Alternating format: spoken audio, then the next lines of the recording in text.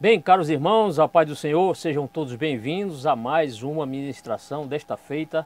Teremos aqui a lição número 7, lição que será ministrada no dia 12 de novembro, portanto, próximo domingo. E o tema é esse aí, a salvação pela graça. Domingo passado, tivemos a ministração da lição número 6, que foi a abrangência universal da salvação. Hoje vamos falar sobre esta graça, né? Vamos falar sobre a salvação pela graça, é o assunto de hoje, o assunto maravilhoso, um assunto glorioso, de maneira que cada um de vocês que estão nos assistindo, com certeza, irão aprender coisas aqui gloriosas que só vêm a somar para que vocês, cada vez mais, você confie neste Deus, que por meio da sua graça, essa graça, né, nos alcançou. Muito obrigado. Peço que você, na medida do possível, compartilhe. Então vamos, sem perder tempo, vamos ao assunto, porque o assunto aqui está uma bênção, como sempre, as demais lições também, ok? Vamos lá? Vamos lá. Então vamos ao nosso texto áureo, né? Nosso texto maior.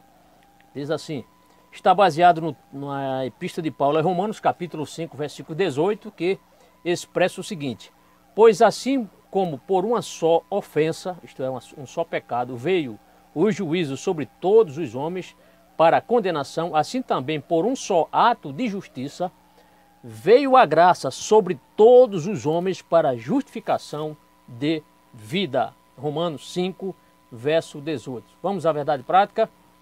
A nossa verdade prática expressa o seguinte: a nossa salvação é fruto único e exclusivo da graça de Deus. Portanto, ninguém se vanglorie, ninguém acha que por fazer o bem vai alcançar a salvação, jamais. Ninguém vai conseguir a salvação por seus próprios méritos. Nós veremos isso aqui. A leitura bíblica em classe encontra-se na Epístola de Paulo aos Romanos, esse capítulo 5, né? E também o capítulo 11. O capítulo 5 vai do versículo 6 ao 10, depois vamos pular para os versículos 15, 17, 18 e 20. Depois vamos para o capítulo número 11 e versículo 6. Vamos lá?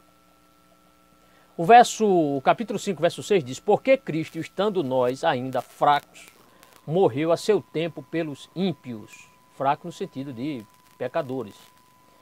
Verso 7: porque apenas alguém morrerá por um justo, pois poderá ser que pelo bom alguém ouse morrer. É possível alguém pelo bom morrer, mas morrer pelo injusto? Verso 8: mas Deus prova o seu amor para conosco, em que Cristo morreu por nós. Veja bem, por nós. Sendo nós ainda bonzinhos, é isso? Não. Sendo nós ainda pecadores, ele morreu por nós. E o verso seguinte, o 9, diz: logo, muito mais agora, sendo justificado pelo seu sangue, seremos por ele salvos da ira. Salvos da ira.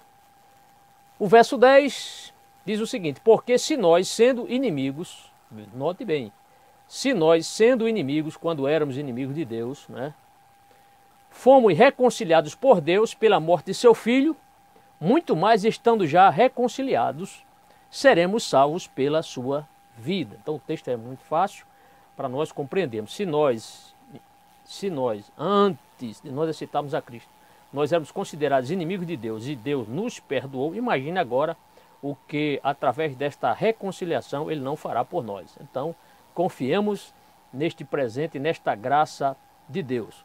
O verso seguinte, é o verso número 15, diz: mas não é assim o dom gratuito como a ofensa, porque se pela ofensa de um morreram muitos, pela transgressão de Adão, muito mais a graça de Deus e do dom pela graça que é de um só homem, Jesus Cristo, abundou sobre muitos. A transgressão veio através de Adão, mas a graça veio por meio do Senhor Jesus Cristo. E isto abundou em muitos corações. Agora o verso 17. Porque se pela ofensa de um só a morte reinou por esse, muito mais os que recebem a abundância da graça e o dom da justiça reinarão em vida por um só, Jesus Cristo. Então, se a ofensa de Adão trouxe a morte para todos os homens, essa morte passou para os homens, agora veja a abundante graça de Cristo. O que vai acontecer? Nós seremos justificados, somos justificados, né? E temos a plena certeza que nós reinaremos. Aqui está o apóstolo Paulo escrevendo isso, inspirado pelo Espírito Santo. Então, e o dom da justiça reinarão em vida por um só, Jesus Cristo. Então possamos eu e você, meu irmão, descansarmos nesta promessa, nesta convicção. E o verso 18 assim diz: pois assim como por uma só ofensa veio o juízo sobre todos os homens para condenação, assim também por um só ato de justiça veio a graça sobre todos os homens para justificação de vida. Vamos ao versículo 20. Veio, porém, a lei para que a ofensa abundasse. Veja bem, veio, aqui já está explicando o motivo da vinda da lei, né? Por que a lei veio? Então aqui, veio, porém, a lei para que a ofensa, isto é, o pecado, a transgressão, abundasse ou se manifestasse. Mas onde o pecado abundou, superabundou a graça. Superabundou a graça. Agora o capítulo 11, verso 6, diz o seguinte, e o último da nossa leitura bíblica em classe. Mas se é por graça, já não é pelas obras. Se é por graça, o mérito é de Cristo. De outra maneira, a graça já não é graça. Isto é, mas se é por graça, já não é pelas obras. Então ninguém se glorie que faz muitas boas obras para isso lhe garantir a salvação, faz a caridade, né? De forma alguma. De forma alguma. Vamos ao nosso objetivo geral. Nosso objetivo geral é esse aí. Saber que a nossa salvação é fruto único e exclusivo da graça de Deus. Temos 3 objetivos específicos. O primeiro objetivo específico é este: explicar o propósito da lei e da graça. Qual é o propósito, né, desta lei e da graça? Segundo, discutir a respeito do favor imerecido de Deus. Veremos isso aqui ao longo da ministração. E terceiro, salientar para o escândalo da graça. Então vamos explicar, se você não leu a lição ainda, vamos explicar essa questão. Não se escandalize pelo que nós iremos ministrar aqui. Então salientar para o escândalo da graça. O que vem a ser isso? Meus amados, para nós atingirmos esses 3 objetivos, vamos seguir este sumário aqui. Vamos seguir o seguinte sumário. Como sempre, trazemos uma introdução. Teremos 3 tópicos. O primeiro, a lei e a graça. O segundo tópico, o favor imerecido de Deus. O terceiro, o escândalo da graça. E, finalmente, uma conclusão. Portanto, todos são bem-vindos em nome do Senhor. Vamos à nossa introdução, a introdução deste assunto. Desde já rogo as orações dos irmãos para que possamos continuar aqui sendo uma bênção, edificando os nossos irmãos, né, através da palavra, através da ministração, e que todos nós, tanto eu como você, possamos aqui aprender o suficiente para nós cada dia mais confiarmos nesta graça imorredora do nosso Deus. Primeiramente, aqui como introdução, eu coloquei a utilidade da lei no Antigo Testamento. Então, qual a aplicação da lei? Qual foi o intuito da lei no Antigo Testamento, né? Você sabe que tudo que Deus criou teve uma finalidade. A lei também, que foi entregue a Moisés e posteriormente aos israelitas, também teve a sua importância, né? E claro, como todas as coisas que Deus criou têm a sua boa finalidade, a lei não foi diferente. A lição bíblica exprime o seguinte: a lei no Antigo Testamento tem a função. Aqui eu colocaria teve, né? Porque aqui está, foi no passado. É claro que o Antigo Testamento está aí para nós lermos, mas sabemos que nós não vivemos mais pela lei. A graça ultrapassou, né, a lei, não precisamos mais de sacrifício. Portanto, seria ideal que o autor, ao invés de ter colocado a lei no Antigo Testamento colocasse teve ou tinha, né? Ou tinha a função. Então vamos ler todo o enunciado. A lei no Antigo Testamento tem, mas pode ser teve ou tinha, a função de instruir e ensinar ao povo de Deus, ao povo, o que Deus estabeleceu aos israelitas, a fim de eles terem um convívio próspero, isto é, um viver pacificamente, harmoniosamente, né, na terra de Canaã, tanto com eles, os próprios israelitas, e viver bem também com o nosso Deus. Ou seja, o Senhor deu a lei para que o povo vivesse ali em equilíbrio, o povo vivesse de forma regrada e não de forma desregrada, né? E eu quero aproveitar para dizer que hoje, infelizmente, há muita gente desequilibrada. quase que eu não dizia a palavra, no meio da igreja. Por quê? Porque não quer se submeter aos ditames da palavra, aos ensinos, à doutrina. Então, se no passado Deus teve esse cuidado para que o povo vivesse bem, considerando aspectos da lei, ou a própria lei, o Novo Testamento foi dado para nós, servos de Cristo, para que nós possamos viver bem em comunidade, na igreja, com os irmãos. Infelizmente tem pessoas que estão vivendo de forma desequilibrada à luz do Novo Testamento. Por quê? Porque não querem se submeter aos ensinos da palavra. Também ainda falando sobre a lei, né? Vamos falar muito aqui sobre a lei e graça. Coloquei normas morais e espirituais. Nós sabemos que a lei de Deus tem normas ainda vigentes, e são normas morais e espirituais. Então são regras que podemos assim dizer, fundamentais para uma pessoa viver feliz, viver bem, né? Viver tanto bem com o próximo, como viver bem com Deus, né? Você sabe que hoje qualquer sociedade que não considerar os padrões estabelecidos por Deus, né, vai certamente viver em desordem, se já não está em desordem, né? Então, graças a Deus que aspectos da lei ainda estão em plena vigência. A lição bíblica afirma o seguinte: os mandamentos contêm preceitos indispensáveis, e aqui ele fala de moral, de ética e de vida religiosa. A lei tem isso, né, essa conotação, esse aspecto indispensável para uma boa convivência, né, do homem como ser moral, ético e viver religiosamente bem, sem os quais o povo viveria num caos. Imagine se um país não tivesse lei que coibisse ou que reprimisse quando um assassino, uma pessoa matasse outra, essa pessoa não fosse presa. Imagine se a pessoa assaltasse e não fosse presa, né? Então, é claro que isso, a lei moral, ainda aspectos morais, né, da lei ainda estão em vigência. Por isso que os mandamentos, não matarás, não adulterarás, não furtarás, não levantarás falso testemunho, não é? Todos esses mandamentos ainda estão em plena vigência. Por quê? Porque fazem parte de uma boa convivência. Agora, interessante é que no aspecto da lei é a questão da incapacidade humana, né? Ou seja, a improbabilidade do ser humano se redimir. A lei, ela foi entregue, mas pela lei nenhuma pessoa conseguiu cumpri-la ou cumprir integralmente os seus mandamentos. Por quê? Porque era improvável o próprio ser humano se auto-redimir da sua transgressão para com Deus, né? O que houve foi o quê? Nós veremos aqui a concessão da graça divina, né? Quando Deus socorre esse homem caído, né? Caído em quê? Em transgressão, caído em pecado. A lição bíblica anuncia: entretanto, na impossibilidade de os seres humanos cumprirem plenamente a lei, para tornar-se justos, Deus nos outorgou, isto é, Deus concedeu. O que foi que Ele nos concedeu? A sua maravilhosa graça. Deus olhando dos céus, vendo o homem desobediente, o homem distante dele, e Deus viu que o homem não poderia se redimir-se diante do próprio Deus, porque toda alma havia pecado. Agora, Deus foi tão benevolente, tão bom para com o homem, tão amoroso, que Ele, através da sua graça, Ele veio ao socorro deste ser caído, o ser humano. Então, podemos louvar a Deus por isso também.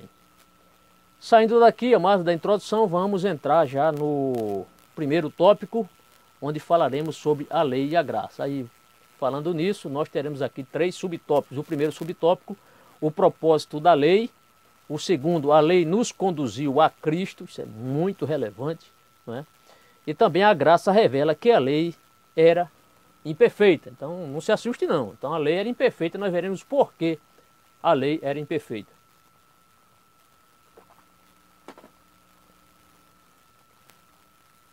Vamos ao primeiro subtópico, o propósito da lei. Primeiro, o objetivo espiritual da lei, né? Ou seja, a utilidade dessa lei, o efeito dessa lei, nós veremos, né? Primeiramente, um paciente, eu falei isso já na lição, 1 ou 2 lições atrás aí. Um paciente que ele está doente, claro, ele procura um médico, ele quer que o médico seja o mais honesto possível, dê o diagnóstico mais preciso possível. Por quê? Porque ele procura alguém especializado para tratar da sua própria saúde, não é? Então, podemos até assim entender, fazendo aqui uma comparação, Deus é como um médico. O pecador não tem outra solução a não ser recorrer-se a Deus, pedir o auxílio de Deus, procurar a Deus, né? Então Deus agiu como médico ao demonstrar o quê? A gravidade desse pecado. Assim como o médico ele faz um diagnóstico através de vários exames e dá um diagnóstico preciso ao paciente, através de N exames, não é? A lei também, ela veio apontar a gravidade desse estado espiritual do homem. Então Deus dá um diagnóstico preciso ao ser humano quando ele entrega a lei, e a lei mostra como está o homem diante de Deus, ou seja, aponta a ferida, aponta a transgressão do homem, né? Como também uma espécie de paliativo para pelo menos amenizar essa doença do homem. Mas a doença do homem só foi tratada mesmo na cruz do Calvário, quando Jesus nos substituiu morrendo por nós transgressores. Então, é interessante que a lição bíblica aponta pelo menos dois efeitos aqui da lei, né?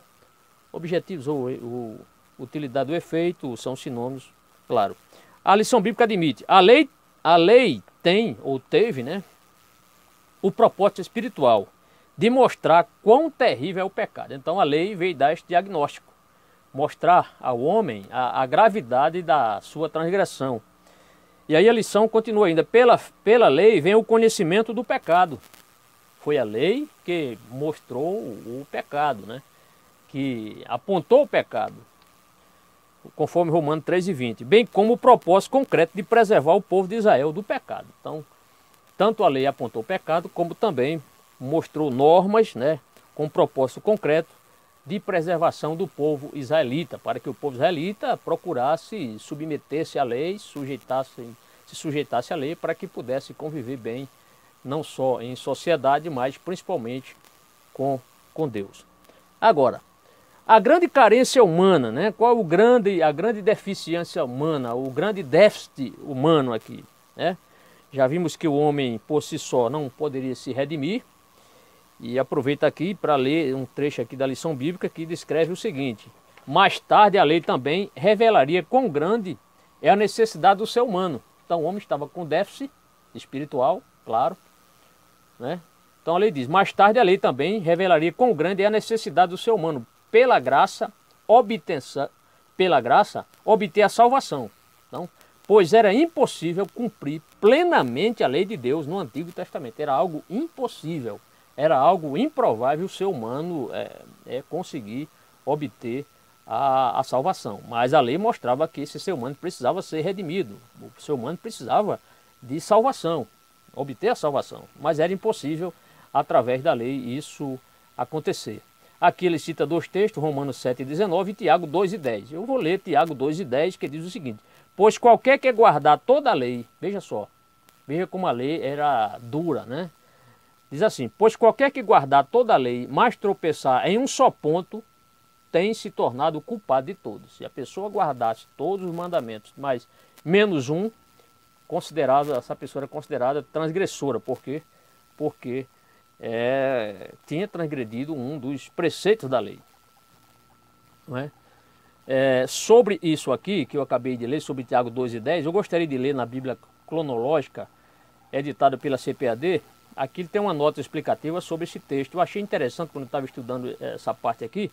Eu quero ler para os irmãos um texto de Tiago 2:10, aqui uma nota explicativa. Achei interessante, portanto não despreze o que eu vou ler aqui, tá bom? Vou ler para você. Diz assim, Tiago 2:10, aqui na página 1563, se você tem um exemplar, aqui eu tenho o meu exemplar, vou ler.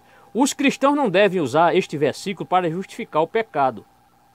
Não devemos dizer, como não consigo obedecer a todas as exigências de Deus, para que tentar? Tiago nos lembra que, se infligirmos apenas uma lei, somos pecadores. Não podemos decidir obedecer a uma parte da lei de Deus e ignorar o restante dela. Você não pode infligir a lei só um pouquinho. Se você a infringir, qualquer que seja a sua infração, você precisa que Cristo pague pelo seu pecado. Você precisa comparar a si mesmo e não outra pessoa com os padrões de Deus. Peça perdão na área em que você precisa e então renove seu esforço para colocar sua fé em prática. A explicação aqui de Tiago a respeito desse texto aqui, Tiago 2, verso 10. Bem, ainda falando sobre a questão da lei, a questão agora da vigência, né? A vigência da postura moral da lei. Não sei se vai dar ali para você lá no finalzinho. O I ficou bem prensado ali. Era para ter afastado mais um pouquinho, mas tudo bem. Importante que você entenda a vigência da postura moral da lei, né? Muito bem. É claro que hoje, né, como pessoas alcançadas por Cristo, nós não precisamos mais cumprir os ritos cerimoniais da lei. Não precisamos mais oferecer carneiro, queimar incenso, etc, etc, naquelas ofertas de cereais, enfim, todas aquelas leis e holocaustos e ofertas que estão ali bem descritos, né, descritas no Levítico. Então, agora, do ponto de vista moral, nós precisamos cumprir algumas regras que ainda constam na lei, no ponto de vista moral. No ponto de vista cerimonial, não, mas no ponto de vista moral, nós precisamos ainda. Por exemplo, nós não concordamos com o casamento entre pessoas do mesmo sexo. Não concordamos. No Brasil estão tentando fazer isso aí. Já teve pessoas que homem com homem, mulher com mulher, mas na Europa, enfim, todos os países aí praticamente, com exceção talvez dos países islâmicos, mas muitos têm tolerado isso aí. Mas isso é uma lei moral. A lei moral de Deus proíbe isso. A lei de Deus é contra esse tipo de prática. E a gente não pode abrir mão. Por quê? Porque é uma lei moral. Se você ler Levítico capítulo 18, versículo 22, é aquele texto que diz: não te deitarás com varão, como se fosse mulher. É abominação. O que é isso aí? É uma lei cerimonial? Não, é uma lei moral. E como lei moral, né, constante na lei, apesar de não estarmos na vigência da lei, mas isso trata-se de uma lei moral. Nós temos que guardar isso, temos que preservar isso, não podemos aceitar isso. Em nosso meio, de forma alguma, nem se alguém pedir a nossa opinião, somos contra o casamento entre pessoas do mesmo sexo. Por quê? Porque há amparo na lei de Deus, na lei moral do Senhor, tá certo? Às vezes nos chama aí, né, muita gente nos chama de homofóbicos, mas a lei de Deus, ela deve ser cumprida, está aí. A lição bíblica narra o seguinte: entretanto, sob o ponto de vista dos aspectos morais da lei, há princípios que continuam vigorando até os dias de hoje. Então, no aspecto moral, há princípios contidos na lei que precisam ser guardados até hoje, claro, né?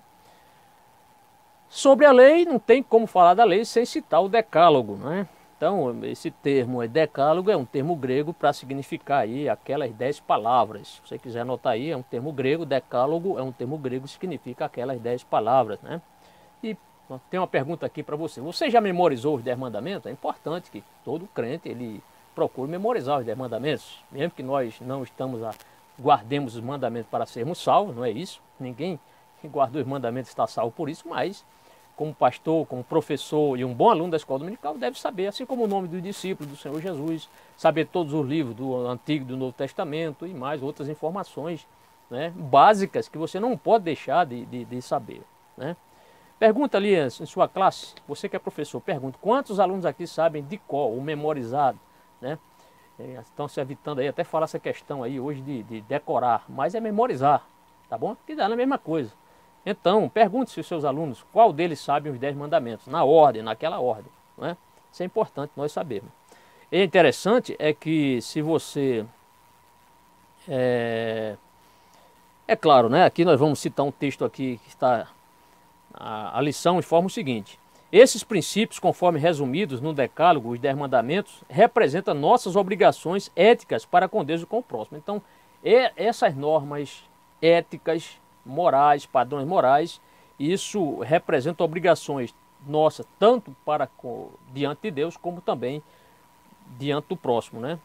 O decálogo, você pode ler isso em Êxodo, capítulo 20, versículos de 1 a 17, estão ali contidos o decálogo, não é? Muito bem, então sabemos que nós vivemos hoje na vigência da graça de Deus, não precisamos mais guardar os 10 mandamentos no sentido de ter esse cuidado, esse medo de guardar os 10 mandamentos, porque nós já alcançamos a salvação por Cristo Jesus. Agora, por sermos crentes em Jesus, nós devemos observar estes mandamentos, principalmente os mandamentos com relação a Deus, lógico, né? E também os mandamentos com relação ao bom convívio com o nosso próximo, com as pessoas que estão próximas de nós, né? Muito bem, interessante é que no decálogo, do 1º ao 4º mandamento, são recomendações ou mandamentos em relação a Deus. Se você quiser anotar essa informação.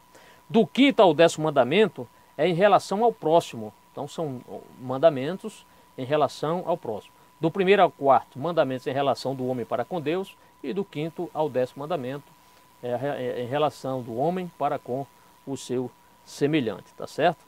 Muito interessante isso aqui. Amados, ainda saindo aqui da questão do decálogo, o decurso da santificação, isto é, qual é o processo da santificação? não é? A lição bíblica comunica: este é o caminho traçado pelo Altíssimo para nós no processo de santificação efetivado pelo Espírito Santo. E aqui ele cita João capítulo 14, versículo 15 e João 16, de 8 a 10. Aquele texto lá de João 14, 15 é aquele texto que diz: se me amares, guardarei os meus mandamentos. Então veja que o Senhor Jesus, ele não diz guarde os mandamentos de Moisés, mas ele diz guarde os meus mandamentos, né? Então, no processo da santificação, a gente precisa guardar os mandamentos de Cristo. E claro, automaticamente, os mandamentos, tem aquela questão, pastor, e o dia de sábado? E aí, como é que fica, né? Nós da Assembleia de Deus, nós sabemos que o dia mais importante da cristandade não é o sábado, e sim o domingo, não é? Jesus rechaçou, Jesus foi contra o posicionamento dos rabinos da sua época, dos estudiosos da sua época, porque eles guardavam piamente ali o quarto mandamento, né? Lembra-te do dia de sábado para o santificar, porque eles achavam que era mais importante guardar isso do que amar o próximo. Jesus chegou a dizer, se por acaso caiu um animal ali em um buraco, né? Por ser dia de sábado você não vai tirar esse animal, né? Quanto mais fazer o bem a uma criatura, a um ser humano. Então, o que Deus quer, muitas vezes, é misericórdia, né? Misericórdia quer e não sacrifício, tá certo?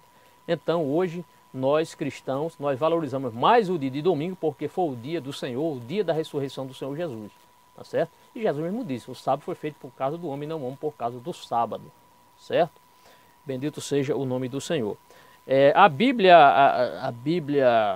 cronológica, ela traz uma nota assim que diz: sendo cristãos, somos salvos pelo dom gratuito, isto é, graça de Deus, pela fé e não pela obediência à lei. Então, nós, como crentes em Jesus, né, nós somos salvos devido à graça de Deus, esse dom gratuito, pela fé e não pela questão da observância ou obediência à lei. Mas, sendo cristão, também temos que obedecer a Cristo. Então, mesmo nós, claro, somos cristãos, precisamos obedecer a Cristo. Ele disse, se me amardes, guardarei os meus mandamentos. Então o Senhor Jesus tem mandamentos sim para os seus servos. A lei na visão paulina.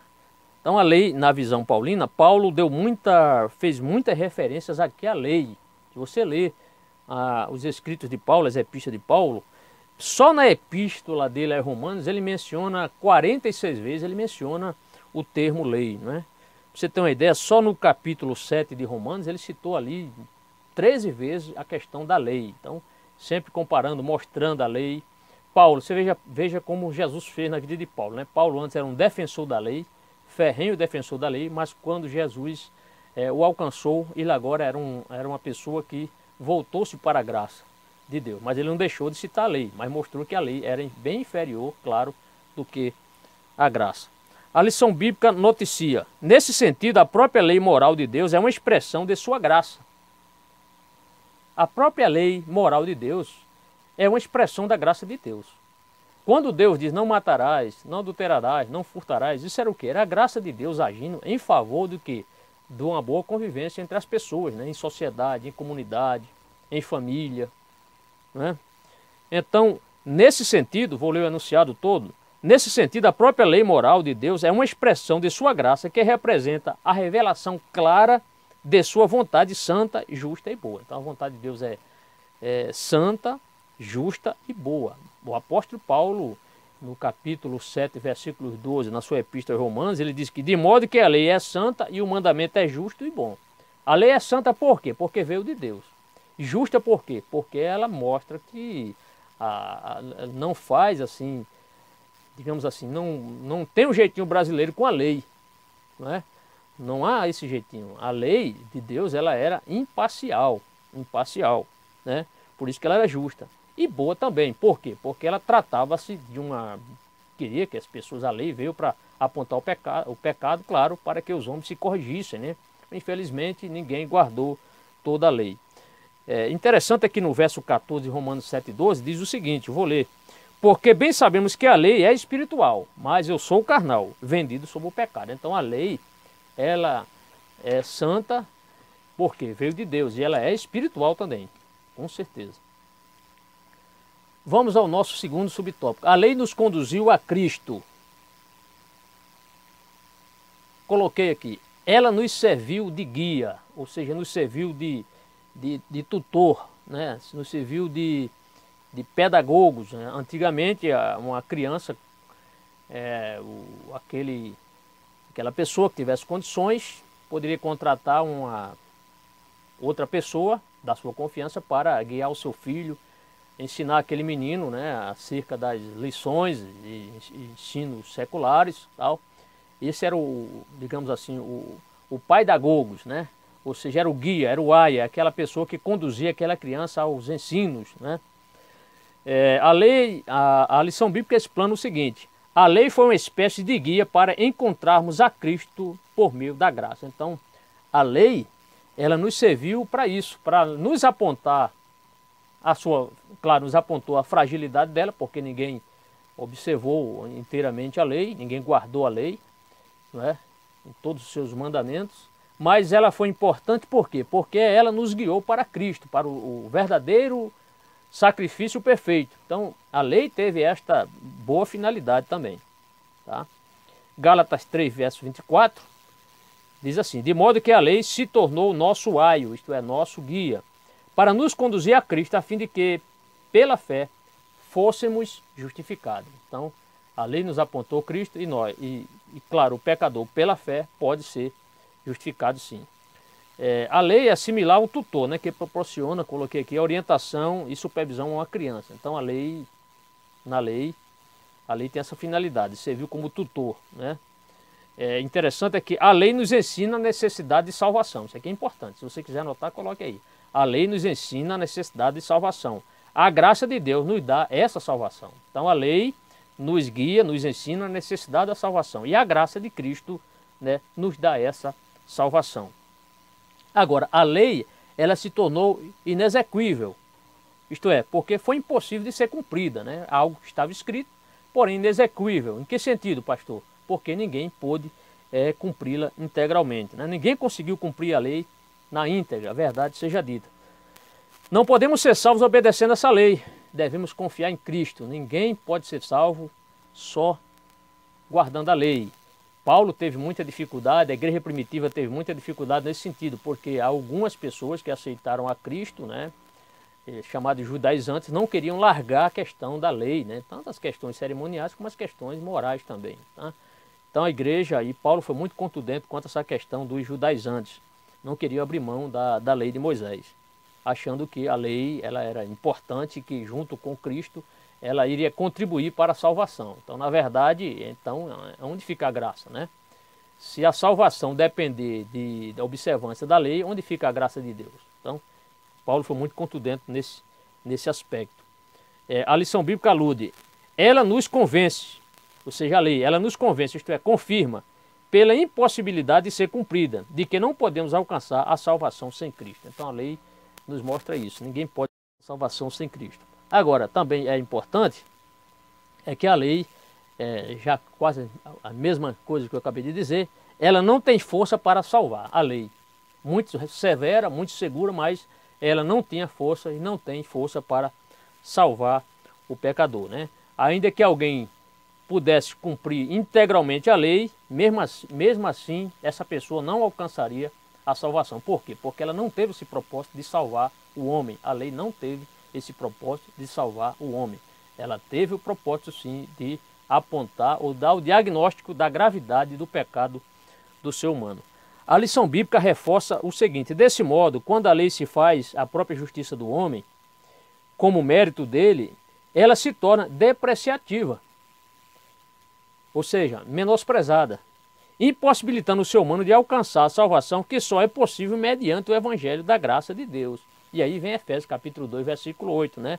Porque pela graça sois salvos por meio da fé, e isso não vem de vós, é dom de Deus. Então, se ninguém pode, de forma alguma, tocar trombeta e dizer que, não, eu sou salvo porque eu guardei a lei. Ninguém jamais pode afirmar isso, tá?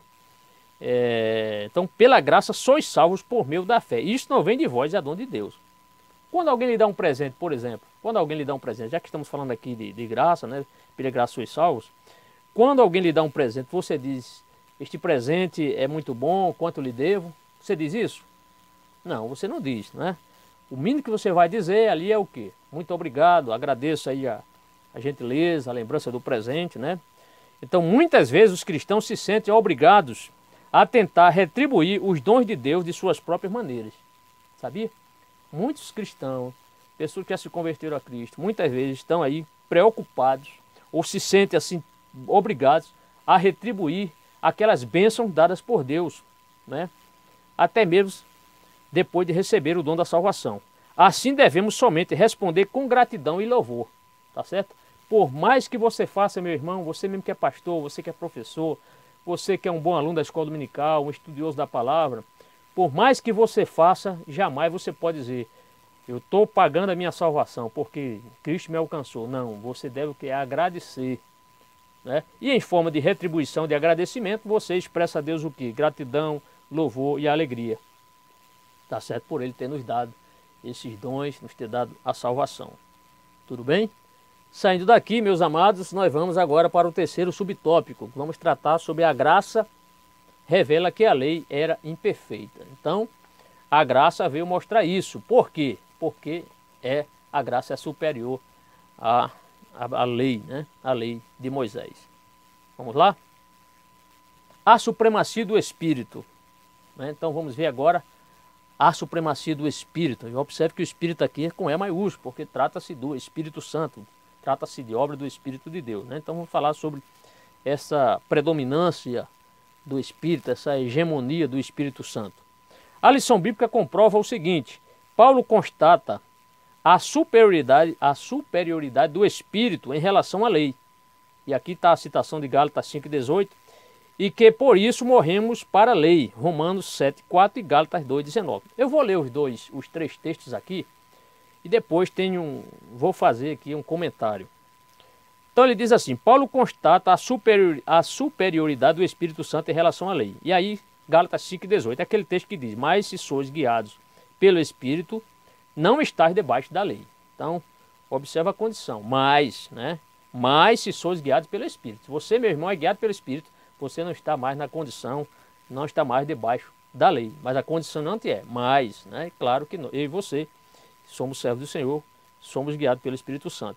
E na questão sobre morrer para a lei, Romanos 7,4 diz: assim também vós, meus irmãos, fostes mortos quanto à lei, mediante o corpo de Cristo, para pertencerdes a outro, aquele que ressurgiu dentre os mortos, a fim de que demos frutos para Deus. Paulo estava mostrando que nós morremos agora para a lei. Morremos. E agora estamos vivendo para Cristo. Por quê? Porque nós pertencemos agora àquele que ressurgiu dentre os mortos, aquele que triunfou, aquele que morreu na cruz, mas ressurgiu ao terceiro dia. E ainda falando sobre isto, né, sobre essa questão de morrer, ele ainda mostra o texto aqui de Gálatas 2,19. Paulo escreve o seguinte: pois eu pela lei morri para a lei, a fim de viver para Deus. Paulo escrevendo isso aqui com muita contundência. Eu vou explicar. Quando nós aceitamos Jesus, nós morremos para o pecado, certo? Morremos para o pecado. Então, não vivemos mais agora na prática do pecado, nos gloriando do pecado, achando bom o pecado, né?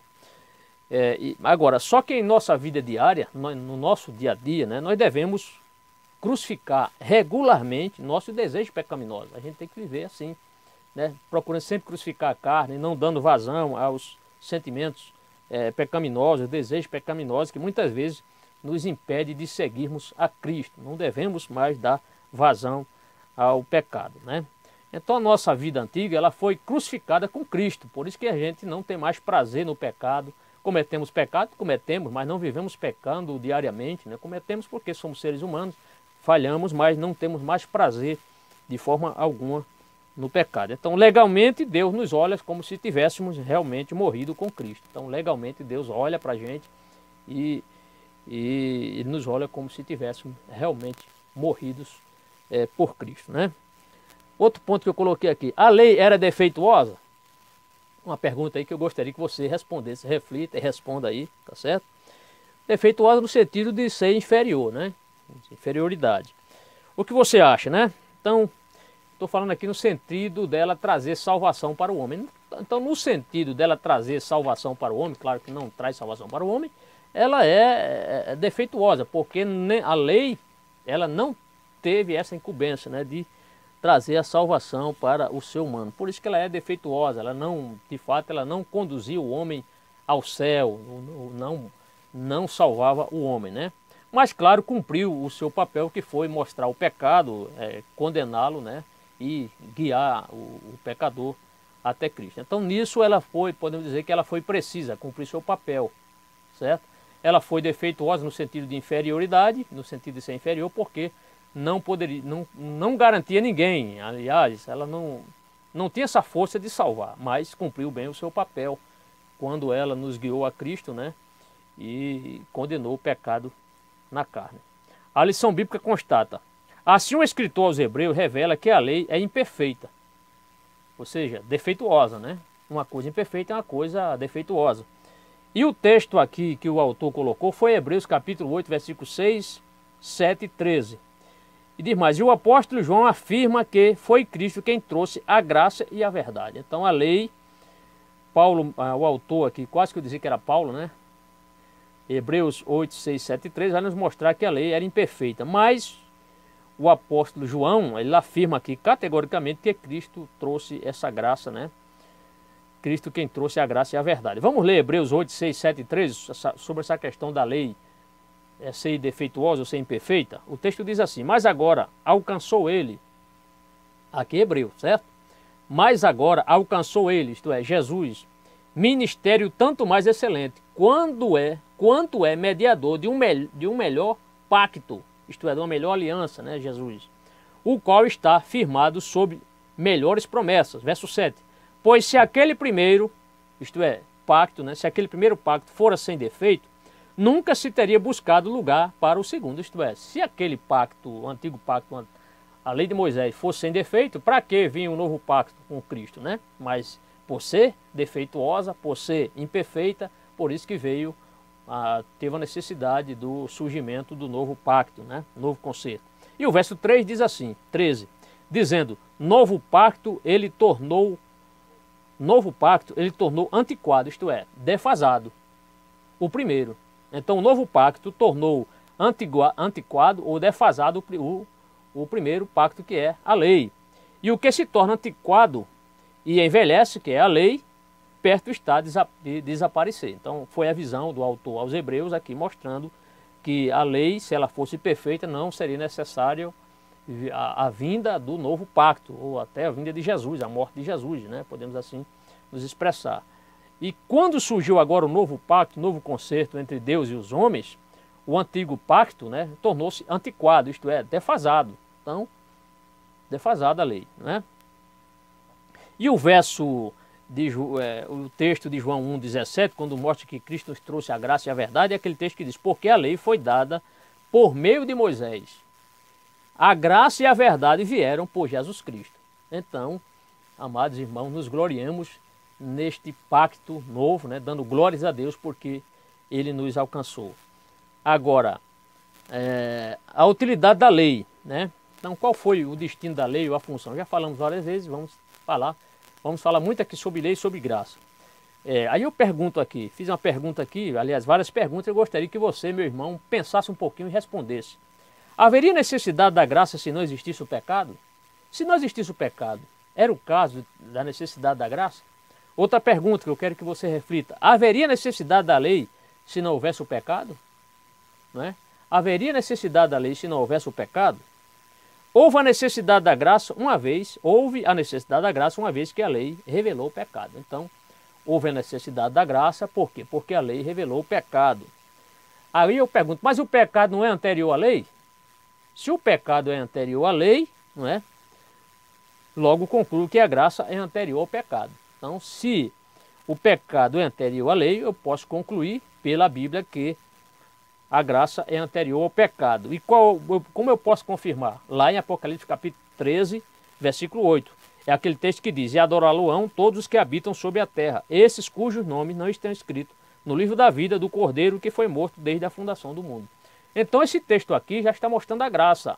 A graça foi anterior ao pecado, porque o texto diz aqui que o Cordeiro de Deus foi morto desde a fundação do mundo. Isto é, a graça de Deus já estava providenciando o escape, a justificação para o ser humano transgressor. Não é? Antes ainda de Deus criar o homem, já estavam no plano de Deus, né?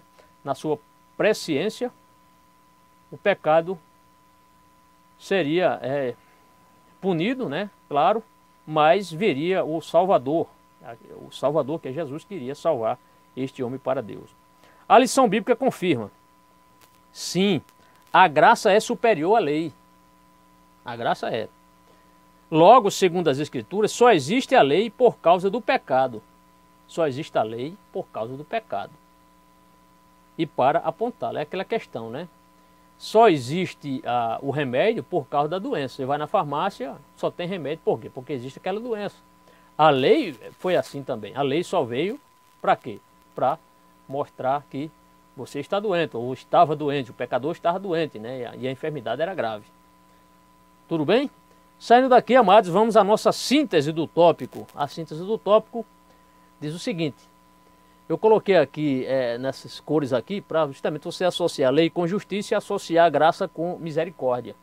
Então ficou lei e graça, lei e graça, a justiça e a misericórdia de Deus. Então, tanto a lei como a graça aponta para a justiça e a misericórdia de Deus. Lei tem a ver com a justiça, né? E a graça tem a ver com a misericórdia de Deus. Tudo bem? Vamos para o segundo tópico.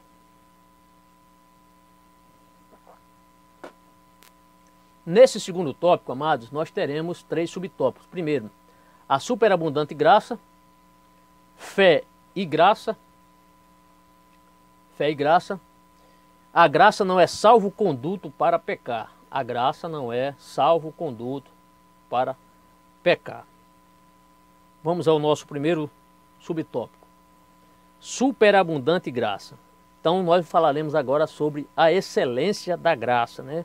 Isto é, esta perfeição, esse cuidado de Deus, esta sublime graça de Deus para com o homem. Se não fosse esta sublime graça, essa excelência da graça, como nós iríamos escapar, né? Nós podemos até comparar a lei de Moisés, ou a lei de Deus, né? Como uma escada, né? Ou seja, o Deus está no topo dessa escada e o pecador está embaixo. Todas as vezes que o pecador tenta subir nessa escada, ele escorrega e cai. Por quê? Porque ele não consegue chegar lá. É como o homem. Então a lei está lá, né? A lei é como uma escada. O homem tenta cumprir os mandamentos, mas ele vai e escorrega nunca consegue chegar lá no topo dessa escada onde está Deus. Assim é a lei, né? Toda vez que você consegue subir, você escorrega, o pecador escorrega, né? E dá ali com a cara no chão, porque não consegue escalar todos os degraus dessa escada, ou seja, todos os mandamentos da lei. Agora, a graça de Jesus, ela é tão grande, que essa graça ela nos segura e te levando diretamente para Deus, não através dessa escada, mas pelo o amplo caminho e o seguro caminho que é Cristo. Nós hoje não precisamos de escadas, né, espiritualmente falando, não precisamos da lei para chegarmos até Deus, porque através dos méritos de Cristo, Ele nos segurou na nossa mão e nos leva, e hoje nós temos podemos dizer assim, franco acesso à presença de Deus no nome do Senhor Jesus Cristo. Então a graça é Jesus te segurando, te levando diretamente à presença de Deus, não é? Acima da escada da lei. A lição bíblica certifica o seguinte: não há pecador, por pior que seja, que não possa ser alcançado pela graça divina. Pois onde abundou, isto é, onde sobejou o pecado que foi exposto pela lei, superabundou, isto é, transbordou, né, a graça de Deus, conforme Romanos 5, verso 20, que é o texto que diz: sobreveio, porém, a lei para que a ofensa abundasse, mas onde o pecado abundou, superabundou a graça. O pecado era grave, o pecado era grande, né? As leis estavam ali para condenar o pecador, mas a graça de Deus superabundou, né, de forma grandiosa, né? O próprio texto aqui já mostra, superabundou, o próprio termo, né? A graça de Deus. Agora, interessante é que nós possamos entender esta graça, amados. Como entender essa graça, né? Como termos essa percepção da graça de Deus? Depois que Jesus leva o pecador depois que Jesus leva o pecador a ter uma comunhão com Deus, este pecador tem pleno acesso a Deus, e tudo que este pecador sempre que ele busca a face do Senhor em oração, usando o nome de Jesus, esta pessoa está entendendo quão importante essa graça de Deus na nossa vida, não é? Agora nós somos livres para obedecer por amor e não por necessidade, não é? E pelo poder de Deus e não pelo nosso poder, né? Não pelo poder do homem. Então é aquela questão da escada, né? Sempre que o pecador procura, ou como procurava antigamente na lei, chegar à presença de Deus através dessa escada da lei, ele escorregava, não conseguia alcançar, né, o degrau maior onde estava a presença de Deus. Agora, quando o pecador reconhece que ele, estando impossibilitado de ter acesso a Deus, ele toma para si, em termos assim de receber este grande presente que é a graça de Deus, e tem Jesus agora como seu representante maior, claro, diante de Deus, este pecador é alcançado por esta graça. Ele começa já a entender a esta graça do Senhor, tá certo? Muito bem. Ainda prosseguindo, falando sobre essa questão da entendendo a graça, vamos mais um pouquinho à frente. A lição bíblica apoia o seguinte: por meio da compreensão dessa maravilhosa graça, o apóstolo João escreveu: se alguém pecar, olha, amados, mesmo nós como crentes em Jesus, nós ainda pecamos, nós ainda falhamos, não temos aquele prazer que nós tínhamos antes no pecado, né, quando não éramos crentes. Mas mesmo assim, nós como seres humanos, ainda nesse corpo sujeito ao pecado, nós pecamos. Mas quando nós pecarmos, há solução para o pecador, há solução para a sua transgressão, para a minha. O que é que o apóstolo João diz na sua primeira epístola, capítulo 2, versículo 1, ele diz: se alguém pecar, temos um advogado para com o Pai. Quem é? Jesus Cristo, o justo. Então, quando você se sentir culpado por algum pecado, a primeira coisa é você arrepender-se, tá certo? E não se esqueça que você tem o melhor advogado do universo. E o melhor ainda, esse advogado do universo, que vai estar ao seu lado, ele é filho do juiz. Isso não é uma bênção? É uma maravilha, não é? Então Jesus Cristo, seu defensor, é filho do juiz. E uma boa notícia é que essa transgressão, o texto, nós sabemos que pela Bíblia, Jesus ele já sofreu a punição no seu lugar e no meu lugar. A transgressão que nós tínhamos diante de Deus, Jesus já sofreu, já morreu por esta transgressão, já morreu por essa nossa ofensa, né?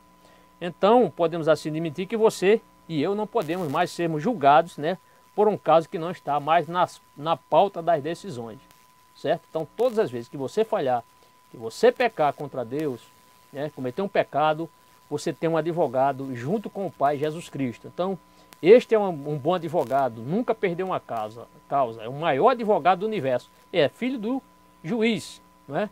E além disso, ele já cumpriu a pena que era destinada para você. Ele já pagou a pena, tá certo? Então, unido a Cristo, você está salvo quanto ele está, tá bem? Então não tenha medo de pedir que Cristo defenda o seu caso, seja ele qual for, não tenha. Se o problema seu é casamento, se o problema seu é um filho que está usando droga, se o problema seu, seja ele qual for, chame esse advogado. Ele vai estar ao seu lado e vai lhe defender. Por quê? Porque ele é o nosso advogado por excelência, Tudo bem? Apenas esses dois subtópicos. Fé e graça, amados. Vamos falar sobre fé e graça, né? Primeiro aqui, a graça e o auxílio da fé. Isso aqui é importante, a graça e o auxílio da fé, né? Ou seja, por intermédio ou por meio da fé. Vamos explicar isso aqui, para você não entender mal. Porque a graça veio de Deus. Agora, o que é que eu preciso, não é? Claro, eu preciso ter fé no sacrifício de Cristo, certo? Eu preciso ter fé naquilo que Jesus fez por mim. Eu tenho que crer que o que ele fez é suficiente. Nós vamos explicar isso aqui. A lição bíblica emite o seguinte: a graça opera mediante a fé no sacrifício vicário de Cristo Jesus. Então a graça opera no sacrifício mediante a fé, claro, né? No sacrifício de Cristo, de Jesus Cristo. E podemos dizer que a graça e a fé atuam juntos, né? Juntas, né? Deus entra com a graça e o pecador com a fé em Cristo. Isso é muito importante. Mesmo porque Efésios 2:8 diz: pela graça sois salvos por meio da fé. Então, a graça é que nos salva. a gente não pode dizer que é a nossa fé que nos salva, não. A fé não produz salvação. A fé, ela nos leva a crermos em Cristo, e crendo em Cristo, essa graça de Deus nos alcança. Para que ninguém ache que... Porque se nós formos aqui ensinar que a fé, ela produz a salvação, aí já vamos dizer que eu contribuo com essa salvação. Não, primeiro foi a graça de Deus. A graça de Deus que enviou o seu Filho amado Jesus Cristo ao mundo, né, para morrer pelos pecadores. Agora, o que é que eu tenho que fazer? Eu tenho que fazer, o mínimo que eu tenho que fazer é ter fé neste sacrifício de Cristo na cruz do Calvário. Eu tenho que ter fé que a morte dele foi suficiente para perdoar todas as minhas transgressões. Então eu preciso ter fé nessa, porque senão a fé vai, digamos que a graça de Deus lhe alcançou, mas você não tem fé em Cristo. Você vai achar, não, eu preciso ir para o purgatório, quando eu morrer, minha alma vai para o purgatório, depois de muitos anos é que eu serei salvo. Então, de forma alguma, tá certo? Então, o que você precisa fazer? Né? Claro que você fez isso já, né? Mas estamos aqui ensinando. O pecador precisa ter tão somente fé no sacrifício de Cristo. E a graça de Deus, claro, vai sempre perdoar o pecador quando esse procura o Senhor. Então a graça e o auxílio atuam, a graça e o auxílio da fé. Vamos definir graça, né? O que vem a ser graça? Né? Como é que a gente pode dar uma definição, um conceito sobre graça? A definição mais conhecida, mais popular, posso assim dizer, é presente e merecido, né? Então, o favor imerecido. Então, graça é isso, né? Nós não merecemos, mas recebemos, né? É algo assim indevido, algo injusto, né? Para quem recebe, certo? Eu não mereço, você não merece. Então, favor imerecido. Nós não merecemos, mas ele deu para nós, certo? A lição bíblica considera ambas, fé e graça, atuam juntamente na obra da salvação. Ambas, né? Fé e graça atuam juntamente na obra da salvação. A graça, o presente imerecido de Deus. Então, graça é o presente imerecido de Deus. A fé, a contrapartida humana na obra de Cristo, ou a obra de Cristo. Então, a contrapartida é a fé na obra de Cristo. Na obra de Cristo. Então, Deus apenas quer o quê? O complemento do ser humano. O complemento, né? E ele exige, no caso aqui, podemos dizer assim, o mínimo do ser humano. Qual é o mínimo do ser humano que Deus quer? Que ele tenha fé. Que ele tenha fé. Fé na obra de Cristo. Porque a graça de Deus vai lhe alcançar. Sobre essa graça, é uma graça atuante, isto é, uma graça operacional. Não é uma graça só por ser graça, mas que ela realmente funciona. Não é? A lição bíblica opina, diz assim: nesse sentido, não é a fé que opera a salvação, aquilo que eu estava dizendo anteriormente. Não é a fé que opera a salvação, mas a graça de Deus que atua mediante a fé. Então a graça, ela vai atuar mediante a fé. Se o pecador tem fé em Cristo, que Cristo vai lhe perdoar, a graça de Deus já está, com certeza vai estar presente para aceitar, não é, que aquele pecador que aceitou a Cristo, ele está perdoado ou justificado. Então, mas a graça de Deus que atua mediante a fé do crente no Filho de Deus, conforme Romanos 3,28, que é aquele texto que diz: concluindo, pois, que o homem é justificado pela fé, sem as obras da lei. Então, o ser humano, o transgressor, o pecador, ele é justificado pela fé, independente das obras da lei. Né? Você sabe que a maioria das religiões, né, requer tarefas, né, algumas tarefas específicas para que os seus seguidores, né, daquela religião, eles possam tornar uma pessoa aceitável ou agradável a um Deus, né? Um Deus aqui com D minúsculo. As pessoas faziam isso em rituais, né? Alguns rituais. Hoje ainda existem muitos rituais, muitas tribos na África e até mesmo aqui no Brasil, pessoas fazendo esse sacrifício a fim de abrandar aí, né, os seus deuses, mas são deuses com D minúsculo, né? Agora, o cristianismo ele é singular pelo fato de que nenhuma boa obra que façamos nos justificará diante de Deus. Por mais, Deus não se deixa, Deus não é como muitos brasileiros, né? Principalmente da política aí, né? Que aceitam conchavos, fazem conluios para que alguém seja beneficiado. Com Deus não é assim. Saindo daqui, amados, vamos para o nosso terceiro subtópico.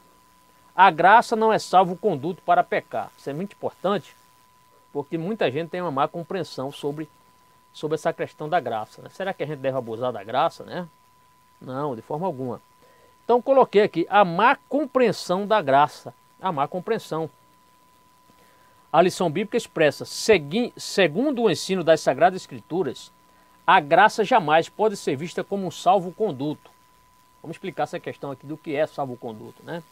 Para a prática do pecado ou de libertinagem, conforme Gálatas 5,13. Vamos ler logo esse texto aqui, Gálatas 5,13? Então, entenda que a graça de Deus não é uma autorização para aquele pecador que já está justificado agora sair abusando dessa graça e sair à torta e à direita aí querendo abusar dessa graça porque Deus mesmo perdoa. Então não é assim, certo? Não é assim. Vamos ler o texto de Gálatas 5,13? Diz assim: irmãos, vocês foram chamados para a liberdade. Paulo aqui. Irmãos, vocês foram chamados para a liberdade. Mas não usem a liberdade para dar ocasião à vontade. À vontade, né? Aqui está, citando aqui a NVI. Quando Paulo está orientando aqui os irmãos lá da Galácia, ensinando a eles, mostrando a eles que eles foram chamados para a liberdade, isto é, eles saíram agora do jugo da lei, né? Vocês agora têm uma nova forma de procedimento, vocês agora têm agora um novo pacto, vocês não mais agora pertencem àquela lei, vocês agora foram livres. Mas não quer dizer agora que está livre para você fazer o que você pensa e quer, né? E quer, né? No sentido de libertinagem. Então, explicando, pastor, e salvo-conduto? Então, salvo-conduto é o quê? Aqui anotei aqui. Salvo-conduto é um documento emitido por autoridades de um estado que permite a seu portador transitar por um determinado território, né?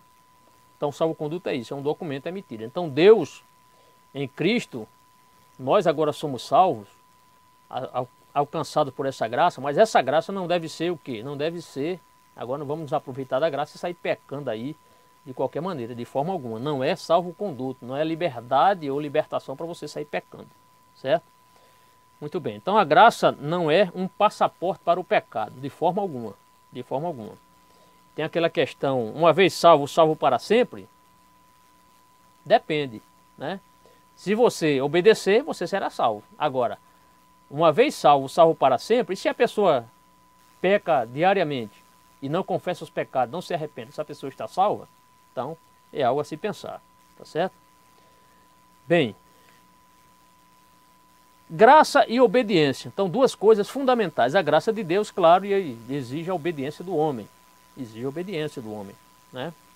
A lição bíblica menciona, pelo contrário, a graça de Deus nos convoca à obediência ao doador da graça. Então, nós fomos chamados agora para a liberdade, mas essa graça nos leva a termos obediência àquele que nos salvou. Obediência a Cristo, obediência a Deus, né? Ao doador da graça. Pois quando se ama, fazemos de tudo para agradar a pessoa amada. Não é verdade? Quando a gente ama a pessoa, a gente não faz de tudo para agradar? Então, vamos agradar o Senhor. Tá certo? Lembra-se daquela questão do servo da orelha furada? Após 7 anos ele poderia sair ali, obter a sua alforria, né? E ser liberado. Mas se ele declarasse que ele não queria sair livre, mas queria continuar ali servindo a seu amo, chamado servo da orelha furada, ele teria que furar ali a sua orelha junto à porta, né? Com uma suvela. Você pode ler isso em Êxodo capítulo 21, verso 6 e Deuteronômio capítulo 15, versículo 17. Quando eu estava lendo aqui, eu me lembrei dessa questão de servir a Deus por amor. Então, me lembrei do servo da orelha furada. Agora, é um amor, e aqui eu coloquei, constrangidos em amor, né? Essa questão do constrangimento é como se fosse uma exigência, né? Nós somos intimados a fazer algo por alguém, né? Somos intimados. Então o amor de Cristo nos constrangeu no caso de nós realmente fazermos, sempre procurar fazer algo por alguém, né? Então isso impõe dever ou obrigação a alguém. Então constrangimento é quando você é imposto a você fazer algo em benefício de alguém. A lição bíblica fala, por isso o amor de Cristo nos constrange. O amor de Cristo nos constrange.